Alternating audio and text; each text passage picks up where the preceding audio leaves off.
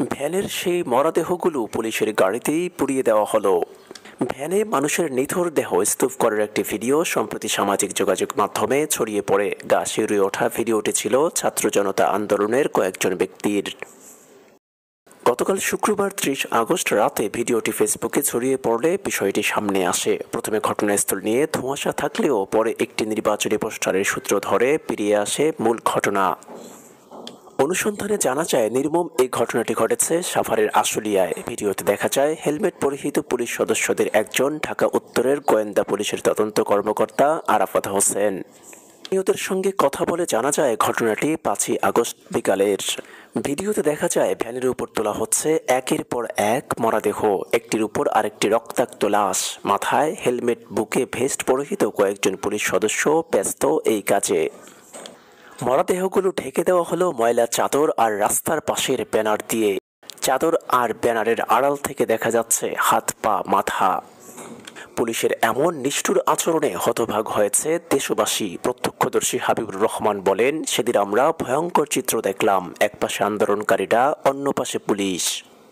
এক পর্যায়ে পুলিশ আন্দোলনকারীদের ছত্রভঙ্গ করতে গুলি চালায়। এতে ঘটনাস্থলেই কয়েকজন মারা যান। এরপর ৬টি মরদেহ একটি ভ্যানে তুলে পুলিশ। কিছু সময় পরই সেসব মরদেহ পুলিশের গাড়িতে দেখা যায়।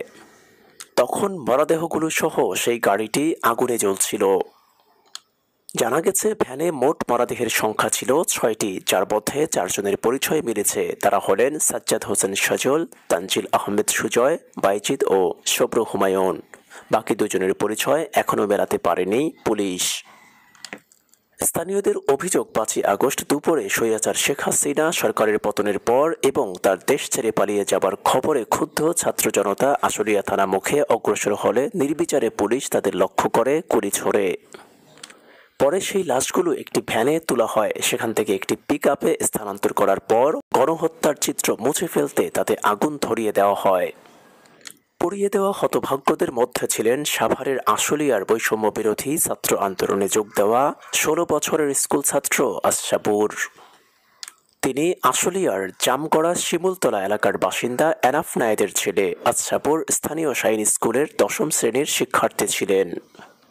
আশুলিয়া থানা সংলগ্ন বাইফেল কেন্দ্রীয় জামে মসজিদের ইমাম মাওলানা মোফাজ্জল হোসেনের সাথে কথা বলে জানা যায়, ৫ই আগস্ট দুপুরের পর থেকে তারা মসজিদে আসেননি। তবে পরদিন সকালে পুড়ে যাওয়া ৬টি মরদেহর জানাজা পড়ানো হয় সেখানে।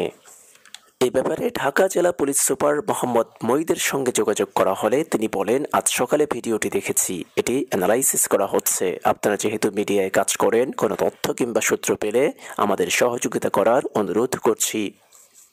পরবর্তী আপডেট পেতে চাইলে চ্যানেলটি সাবস্ক্রাইব করে পাশে থাকা বেল আইকনটি প্রেস দিয়ে আমাদের সাথেই থাকুন। আসসালামু আলাইকুম।